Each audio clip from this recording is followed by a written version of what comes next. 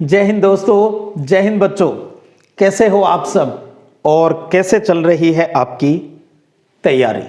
बहुत कुछ माइंड में चल रहा होगा शायद इन दिनों, क्योंकि बोर्ड परीक्षा के लिए समय है वो अब बहुत कम बचा है। आपके कुछ प्रश्न हैं, मैं चाह रहा था आज मैं वीडियो के माध्यम से आपके उन प्रश्नों के जवाब दे दूं। एक कल अच्छी न्यूज ये आई भी, माध्यमिक शिक्षा बोर्ड राजस्थान अजमेर ने 10वीं और 12वीं के नॉमिनल रोल नंबर की जो सूची है वो जारी कर दी है, ताकि स्कूल वाले चेक कर ले भी हाँ सब कुछ सही है, भी कोई समस्या होती है तो वो बोर्ड परीक्षा शुरू होने से पहले, रोल नंबर जारी होने से पहले ही सही कर दिया जाता है। तो ये स्कूल का काम है, वो अपने आप कर लेंगे। लेकिन इससे ये चीज़ क्लियर हो रही है भी, आप में से जिन बच्चों के प्रैक्टिकल विषय है तो बहुत जल्द हमें प्रैक्टिकल परीक्षा की तारीख है वो भी मिल जाएगी, और उम्मीद यही है भी फरवरी के अंदर ही आपके बोर्ड परीक्षा के जो प्रैक्टिकल के जो एग्जाम हैं वो संपन्न करवा लिए जाएंगे। उसके बाद दूसरा प्रश्न ये आ जाता है भी, बोर्ड परीक्षा है वो कब से होगी? आपने जो बच्चे सोशल मीडिया से जुड़े हुए हैं, आजकल पता है जब भी कोई बैठक होती है तो जो संबंधित इंस्टीट्यूट है वो अपना नोटिफिकेशन सब कुछ फाइनल होने के बाद जारी करता है, लेकिन उस बैठक की जो मेन बात होती है वो पहले ही सोशल मीडिया के ऊपर आ जाती है, टेलीग्राम के ऊपर या इंस्टाग्राम के ऊपर, इनके ऊपर डाल दिए जाते हैं, और ट्विटर के ऊपर डाल दिए जाते हैं। तो उसमें आप सब ने वो न्यूज़ पढ़ रखी है भी 3 मार्च है वो राजस्थान में बोर्ड परीक्षा की एक संभावित तिथि है। फिर बहुत से बच्चों ने मुझे मैसेज किया भी सर आप बताएं भी बोर्ड परीक्षा कब होगी? देखिएगा, मैं हमेशा ही जो विभागीय जो फाइनल हो जाता है मैं उसी की बात यहाँ पर करता हूँ। इसलिए आपने देखा होगा भी 3 मार्च को ये हो रहा है वो हो रहा है, मैंने ऐसा कुछ भी वीडियो के माध्यम से नहीं प्रेषित किया। हालांकि कुछ बच्चों ने तो यहाँ तक कह दिया था भी सर बहुत से चैनल है जो ईमानदारी से काम करते हैं, आप ईमानदारी नहीं दिखाते। तो वो आप कुछ भी समझे भी मैं ईमानदार हूँ या नहीं हूँ। देखिएगा, मैं आप सबको भी कहना चाहूँगा, आप क्या हैं इसकी हमें किसी से सर्टिफिकेट लेने की आवश्यकता नहीं है। बात सिर्फ मेरी नहीं है, ये बात सबके ऊपर लागू होती है। हमें खुद को पता होना चाहिए भी हम कहाँ तक सही है। मैंने कहा, अगर माध्यमिक शिक्षा बोर्ड अपनी बैठक को सर्कुलेट जारी करता, उसका नोटिफिकेशन जारी करता भी हाँ हम इस दिन ये करने जा रहे हैं, तो मैं ज़रूर उसके लिए वीडियो बनाता। लेकिन ऐसा कुछ हुआ नहीं अभी तक। लेकिन उम्मीद यही है भी मार्च के अंदर ही आपकी बोर्ड परीक्षा स्टार्ट हो जाएगी। वो भले ही 3 हो, चाहे 10 हो, चाहे 17 हो, जो भी तारीख हो, जल्द ही आपको, बहुत जल्द आपको इन सब की सूचना है वो मिल जाएगी। लेकिन उससे भी एक बड़ा मुद्दा ये है भी, क्या आप बोर्ड परीक्षा के लिए तैयार हो? क्या ये एक बहुत ही प्यारा सा प्रश्न बनता है। क्या आप सब बच्चे इस प्रकार की तैयारी लेकर तैयार हो भी हमारी बोर्ड परीक्षा उक्त दिन है वो स्टार्ट हो जाए? ये प्रश्न हमें अपने आप से पूछने की जरूरत है। भी हम प्रेजेंट की तो बात कर लें, हम फ्यूचर के अंदर जी रहे हैं भी मार्च में ये होगा। एक क्वेश्चन तो यहां तक आया है भी सर कुछ YouTube चैनल ये बोल रहे हैं भी परीक्षा तय सीमा यानी 3 मार्च से नहीं होकर 1 महीने बाद हो सकती है। देखिएगा कितना इफेक्ट पड़ रहा है सोशल मीडिया का हमारे ऊपर। हमें ये तो पता होना चाहिए भी बोर्ड एग्जाम होंगे, और हमें यह भी संभावित है भी हाँ मार्च में बोर्ड परीक्षा होगी। तो आपके पास क्या बचा? फरवरी का टाइम बचा, या मोटा मोटा बात करूं तो आपके पास 30 दिन बचे हैं। आप तैयार हैं क्या भी हाँ बोर्ड परीक्षा के लिए मैं कंप्लीटली तैयार हूं? अपने आप से जरूर ये प्रश्न पूछिएगा। और अगर आपको लगता है भी हाँ हम तैयार हैं, तो अब आपको जरूरत है सिलेबस को रिवाइज करने की। 30 दिन की एक प्लानिंग करें, कम से कम 2 बार आपको सिलेबस को कंप्लीट करना है। कम से कम 2 बार, यानी फरवरी में आपको कम से कम 2 बार सिलेबस को कवर करना है। आपके 2 कंपलसरी सब्जेक्ट है और 3 आपके ऑप्शनल सब्जेक्ट हैं। कंपलसरी सब्जेक्ट जो हमेशा से आप वही जो हिंदी और इंग्लिश में पैराग्राफ, एसेज, ये जो लेटर स्टोरी जो भी आपके चलते रहते हैं, एक सामान्य प्रोसेस है जो आप 9वीं 10वीं 11वीं 12वीं से करते आ रहे हो। मेन आपके 3 ऑप्शनल सब्जेक्ट हैं। आप ये देखिएगा कितने चैप्टर आपके सिलेबस के अंदर हैं सब्जेक्ट वाइज, और फिर आप उनको इस प्रकार से डिवाइड करें भी मैक्सिमम 15 दिन में आपकी वो बुक कंप्लीट हो जाए। मैक्सिमम 15 दिन में। हो सकता है कुछ बच्चे उसको 10 दिन में ही कंप्लीट कर दे तो 3 बार रिवाइज हो जाएगा, कुछ बच्चों को 12-13 दिन लग सकते हैं। तो आपको सिलेबस को इस तरीके से पढ़ना, एक बार फिर कहूं भी कम से कम 2 राउंड आपके फरवरी के अंदर लगे। जैसे ज्योग्राफी की बात करूं तो आप इजीली पर डे 2 चैप्टर अच्छे से तैयार कर सकते हैं, तो आराम से आपका 15 दिन से पहले ही सिलेबस कंप्लीट हो जाएगा। पॉलिटिकल साइंस की बात करें तो आप इजीली आराम से एक चैप्टर को बहुत ही शानदार तरीके से तैयार कर सकते हैं। तो थोड़ा सा आपको इस प्रकार से शेड्यूल बनाना होगा। अब फिर कुछ बच्चे ये कहते हैं सर आप हमें टाइम टेबल बता दें, हमें कितना पढ़ना चाहिए। देखिएगा ये चीजें मेरे से जुड़ी हुई नहीं है, न मैं ऐसी कोई बात बच्चों पर बाध्यता डालता हूं भी आपको इतने से इतने बजे पढ़ना चाहिए, इतने घंटे पढ़ना चाहिए, नहीं। ये इंडिविजुअल है बात। आप अपने आप को कब इजी महसूस करते हो पढ़ने के लिए, वो सबसे बेस्ट टाइम होता है, तो वो आप चूज करें। आप रात को, सुबह जल्दी उठकर, कुछ दोपहर में, किस टाइम आपको पढ़ने में आनंद महसूस होता है उसका डिसीजन है वो आपको करना चाहिए। कितने घंटे पढ़ना चाहिए ये भी कोई प्रश्न नहीं है। हमें किसको दिखाना है भी मैं 5 घंटे पढ़ता हूं, मैं 8 घंटे पढ़ता हूं। बस आप ये देखिएगा आप जो चीज आज आपका टारगेट है उसको आप कितने टाइम में अचीव कर सकते हो।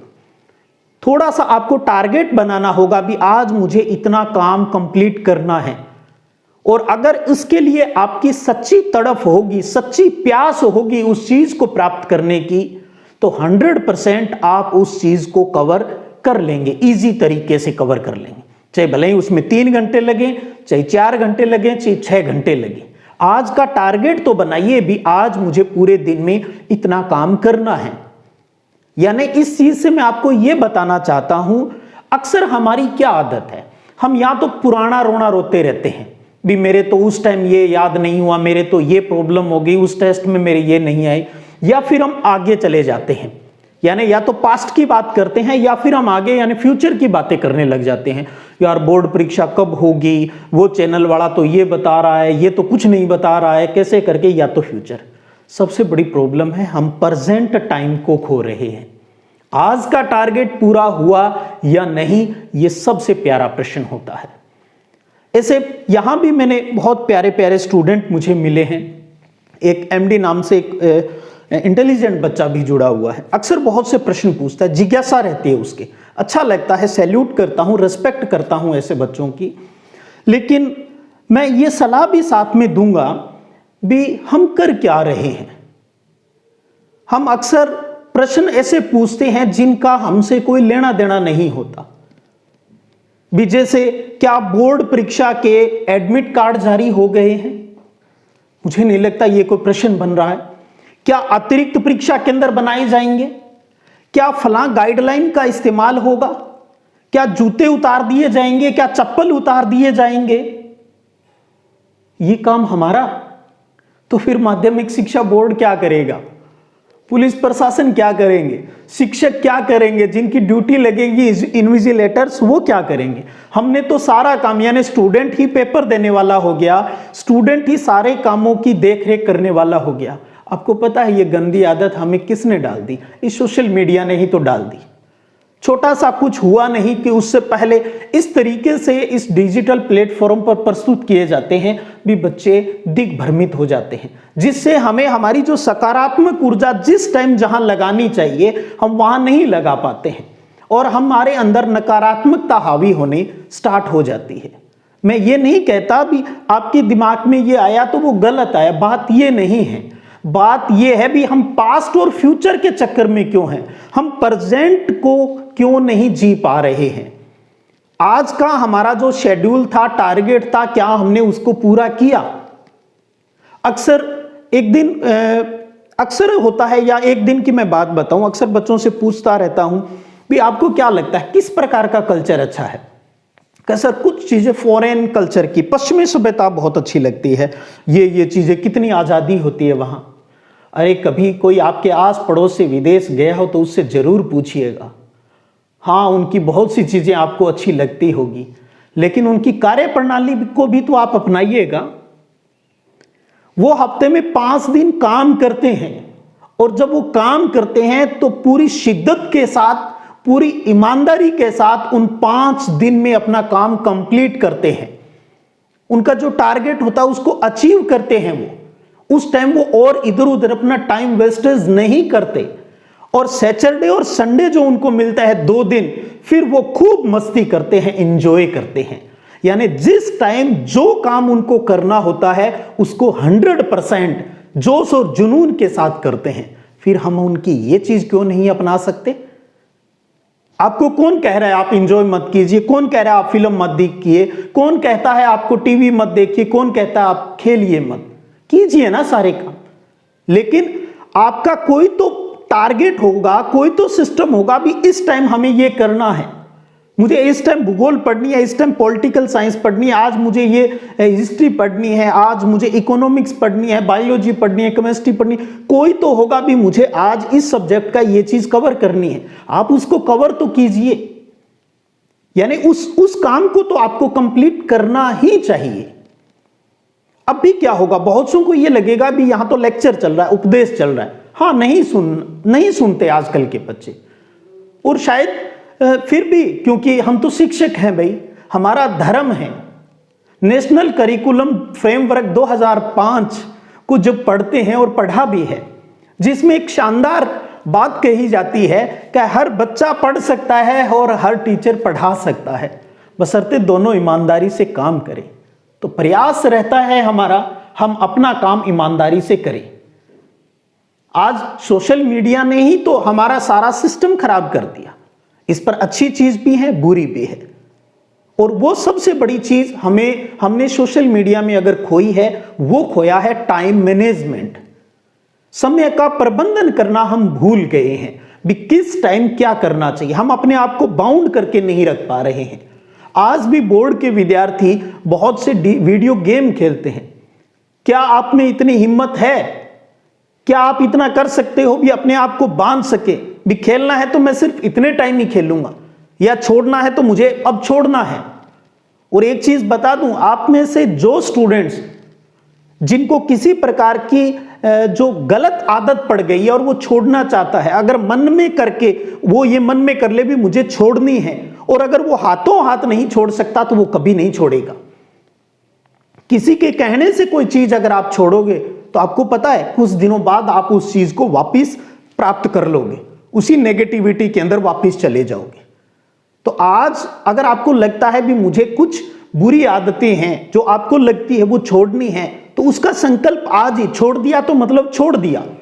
और अगर आप आज ऐसा नहीं कर सकते तो मैं विश्वास दिलाता हूं आप उस चीज को कभी नहीं छोड़ सकते, क्योंकि जो इतना हार्ड डिसीजन नहीं ले सकता, नेचुरल बात है, वो इसे कभी नहीं छोड़ पाएगा। उसे आनंद है अपने उस नेगेटिव चीजों के अंदर जीने की। तो फिर कैसे हमारा फ्यूचर ब्राइट होगा? कैसे हमारे सपने सच होंगे? कैसे हमारे पेरेंट्स के सपने सच होंगे? भूल गए ना आप सारी चीजें। बोर्ड एग्जाम होगा, प्रैक्टिकल एग्जाम भी होगा, तो समझिएगा, प्रेजेंट में जीने की कोशिश कीजिएगा, प्लानिंग कीजिए, लेकिन पर डे की प्लानिंग कीजिए, और उस प्लानिंग को कंप्लीट करने का डिसिप्लिन आपको अपनाना ही पड़ेगा। अपने आप से ये कमिटमेंट करना होगा और उस कमिटमेंट को कंप्लीट भी करना होगा। तब अपने आप आपके अंदर कॉन्फिडेंस आएगा और हर चीज आपके लिए इजी हो जाएगी। जो बच्चे कहते हैं ना भी मेरे तो याद नहीं होते, पेपर से मुझे डर लगता है, डर के कारण भी तो इन्हीं बातों में से हैं। डर कोई अलग कहीं से नहीं आया, क्योंकि हमने पहले कुछ नहीं किया तो आज हमें डर लग रहा है। पास्ट में नहीं किया तो प्रेजेंट में इसलिए डर रहे हैं फ्यूचर को लेकर। तो अभी भी कुछ नहीं बिगड़ा है, अभी भी जो टाइम है, जो सिस्टम है, बोर्ड का जो नया पैटर्न है, और 30% जो सिलेबस कम होने के बाद अब सब चीजें, सब कंसेप्ट आपके सामने क्लियर हैं भी किस सब्जेक्ट में किस प्रकार के प्रश्न आएंगे। अभी भी अगर आप ईमानदारी से अपने आप से कमिटमेंट करेंगे तो आप उस चीज को अचीव कर सकते हैं। बस प्रेजेंट का टारगेट पूरा कीजिए, आज का काम आज ही आपको कंप्लीट करना है। किसी ने मुझसे ये पूछा कि सर 2013 से 17 के बोर्ड के पेपर बुक स्टोर पर मिल जाएंगे, क्या फर्क पड़ता है मिले नहीं मिले, साइट पर पड़े हैं देख लीजिएगा। उस टाइम पैटर्न अलग था, अब अलग है, आप उनमें ढूंढते रहिए। पहले तो 30% से कौन सा प्रश्न कट गया है कौन सा नहीं कटा। हाँ ठीक है, एक अच्छी देखने के लिए सिस्टमेटिक भी, हाँ किस प्रकार से क्या होता है, अच्छे प्रश्न हमें मिल जाते हैं। रही बात ज्योग्राफी और पॉलिटिकल की, तो उन पेपर्स में जो भी अच्छी बातें थी, जो अच्छे क्वेश्चन थे, मैंने हर जगह आपको वो प्रोवाइड भी करवाए हैं। और एक क्वेश्चन हो रहा है कि सर क्या आप हमें ब्लूप्रिंट पर ही निर्भर रहें, इस आधार पर ही लेसन पढ़े। मैंने कहा पॉलिटिकल हिस्ट्री तो आप मोस्टली जो आपका पेपर होगा, लगभग आपका जो पेपर होगा वो ब्लूप्रिंट के आसपास ही रहेगा। 19-20 का थोड़ा बहुत फर्क पड़ सकता है। ज्योग्राफी में लेकर 15-20% का फर्क है, वो पड़ सकता है, ये बात भी मैं बता चुका हूं। लेकिन आपको क्या करना है, आपको तो वही 1 नंबर के हिसाब से, 2 नंबर के हिसाब से, 3 नंबर के हिसाब से, 4 नंबर के हिसाब से प्रश्नोत्तरी तैयार करनी है। और जिन बच्चों के सपने हैं अब की बार 90 पार, उनको कहां प्रॉब्लम है, उनको तो बार बार पाठ्य पुस्तक भी पढ़नी चाहिए। कहां हमें किसी हेल्प बुक की और आवश्यकता पड़ जाती है, हर चीज आपके सामने क्लियर है। कुछ बच्चे कह रहे हैं सर फला कोई पब्लिशर है, उनके डेस्क वर्क है वो आप सोल्व करवा दो। भाई ये मेरा काम नहीं है, ये मेरा काम नहीं है। मैं मेरे विषय में, मेरे स्कूल के अंदर कोई इस प्रकार का कार्य नहीं करता, न ही मैंने बच्चों को इस प्रकार की कोई आदत डाली है। हमारा तो ये है जो चीज़ मैंने आपको प्रोवाइड करवाई है। जैसे ज्योग्राफी की बात अगर मैं करता हूं तो ज्योग्राफी के इंपॉर्टेंट क्वेश्चंस मैंने टेलीग्राम चैनल के ऊपर डाल रखे हैं। जो भी बोर्ड परीक्षा के पैटर्न को लेकर मैंने अपने स्कूल के बच्चों को भी वही तैयार करवाए हैं। जिन बच्चों का सपना 90+ का है उनको उसी चैप्टर से कुछ और अतिरिक्त प्रश्न भी मैं तैयार करवा रहा हूं। अगर आप इन बुकलेट्स को भी, जो आपके लिए भी जो जारी की है मैंने, अगर उसको भी अगर आप अच्छे से समझ लेते हो तो 60-70% इजीली आप प्राप्त कर सकते हो। क्या होगा, प्रश्न इन्हीं में से घूम फिर के आ जाएंगे। हो सकता है 1-1 नंबर के 2 प्रश्न है, उनको मिलाकर कहीं 2 नंबर की बात पूछ लेंगे। बस ये चीज आपके समझ में आनी चाहिए भी हाँ ये पढ़ी हुई बात हमें हमारे शब्दों में किस प्रकार से लिखनी है। कई बच्चे कहते हैं सर क्या हमें किताब में लिखा है उसी को रटे रटाए उत्तर देना चाहिए? कोई जरूरी नहीं होता। आप चीज को समझकर अपनी भाषा में उत्तर दीजिएगा, एग्जामिनर के ऊपर अच्छा प्रभाव पड़ेगा। एक बच्चे ने तो यहां तक लिख दिया सर ज्योग्राफी में ऑब्जेक्टिव क्वेश्चन किस प्रकार करें भी एग्जामिनर प्रभावित हो जाए और अच्छे नंबर दे दे। अरे ऑब्जेक्टिव में कहां प्रभावित करने की जरूरत है? कोई प्रश्न है तो आप उसकी प्रश्न संख्या 1 का पहला है, पहले में ए सही है तो ए लिखो। अब ए सही है तो सही आएगा, 1 नंबर का है तो 1 ही मिलेगा। इसमें क्या प्रभावित करना होता है? कुछ भी नहीं प्रभावित करना होता। कुछ बच्चे कह रहे हैं कि सर भी पॉलिटिकल साइंस में प्रश्न घुमा फिरा कर क्यों पूछे जाते हैं, सीधे साधे प्रश्न क्यों नहीं पूछते? देखिएगा कोई भी जो पेपर होता है स्कूल कॉलेज का, उसमें 4 उद्देश्यों की प्राप्ति करनी होती है, जो ज्ञान, अवबोध, ज्ञानोपयोग और जो कौशल की बात होती है, इन सभी का परीक्षण करना होता है। वर्ष भर बच्चे ने जो मेहनत की है, इन सब कौशल्स की, ऑब्जेक्टिव की प्राप्ति हुई है क्या? जो सीधी सादी बात करती हो वो ज्ञान आधारित प्रश्न होते हैं। ब्लूप्रिंट के अंदर मैंने आपको समझाया भी है। जो बोध, ज्ञानोपयोग और कौशल के हैं ये समझ आधारित प्रश्न होते हैं। और पॉलिटिकल में मैंने कहा लगभग आपके बोध, ज्ञानोपयोग के जो प्रश्न आएंगे, ज्यादातर जो प्रश्न हैं इस साल के पैटर्न के हिसाब से, ज्यादातर पीछे वाले प्रश्न जो दिए हुए हैं पाठ्य पुस्तक के, उनमें से आपको ज्यादातर प्रश्न 60-70% प्रश्न इन टॉपिक्स को लेकर जो होंगे वो मिल जाएंगे। ज्ञान आधारित सीधे साधे प्रश्न हैं, 1-1 लाइन के हो, चाहे 2 नंबर वाले हो, 3 नंबर वाले हो, उनके लिए भी आपको इंपॉर्टेंट क्वेश्चन है वो मैं प्रोवाइड करवा रहा हूं। बाकी स्टोरी समझ में आनी चाहिए और जरूरी नहीं आप किताबी भाषा लिखें। आपको क्या लगता है, बस अर्थ सही निकलना चाहिए, उस हिसाब से आपको यहां पर जवाब है वो देने चाहिए। और भी अगर देखूं कोई प्रश्न है तो शायद मैंने जो मोटे मोटे क्वेश्चन लिए थे वो सारी आपसे, आज का जो मैं चाह रहा था, जो बातें आपसे करना चाह रहा था, उन पर बात शायद हो चुकी है। फिर भी आपका कोई क्वेश्चन और भी बचता है, मैं आपके साथ हूं। और पॉलिटिकल साइंस का एक चैप्टर पेंडिंग रहा है, मैं इसी वीक में उसको कंप्लीट कर दूंगा। बाकी जो भी है ज्योग्राफी के मानचित्र भी जल्द कोशिश कर रहा हूँ भी उसको पुनः स्टार्ट कर दूँ। हालांकि पुराने वीडियोस भी चैनल के ऊपर अपलोड किए हुए हैं, लगभग उसी तरीके के क्वेश्चन हैं, वो पूछेंगे। इंपॉर्टेंट जो साइट्स हैं क्या है उनकी एक बार पुनः मैं बात है वो कर लूँगा। और उम्मीद करता हूँ आज मेरे उद्देश्य आप समझे होंगे भी। पर डे का टारगेट बनाइएगा आप, या जैसे मैंने कहा 15 दिन, तो 15 दिन में आप ये सोच लें भी मुझे ये करना है, फिर उसको आप डिवाइड कर लें भी हाँ पर डे आपको कितना करना है और उसे अचीव करना ही करना है। स्कूल में जो चल रहा है अगर वो आपके हिसाब से सेट बैठ रहा है तो वो भी अच्छी बात है। उसमें अगर आप चाहते हो भी मैं इसमें और कुछ एक्स्ट्रा कर सकता हूं तो आप स्कूल के टेस्ट प्रक्रिया से आगे बढ़ें, कुछ और एक्स्ट्रा भी उसके अंदर है वो चीज तैयार करें। अब आपकी परीक्षा है, आप तैयारी कीजिएगा अच्छे से। अपने आप एग्जाम जब होना है, आप अभी यही माने भी मार्च में एग्जाम है, मेरे पास सिर्फ फरवरी का टाइम है और कम से कम 2 बार सिलेबस मुझे कंप्लीट करना है। 3 बार करते हो अच्छी बात है, वो डिपेंड करता है भी आपने पहले कितना तैयार कर रखा है। मैं एक बार फिर कहूं, अभी भी कुछ नहीं बिगड़ा जिन बच्चों ने अभी तक पढ़ना स्टार्ट नहीं किया, अभी भी जाग जाएं, जीत जाएंगे हम। अपने आप से कमिटमेंट कीजिएगा, आपको किसी के लिए नहीं पढ़ना है, अब आपके लिए, खुद के लिए अपने आप के लिए पढ़ना है। मैं यहां कहूंगा अभी टीचर्स, पेरेंट्स, किसी के लिए नहीं।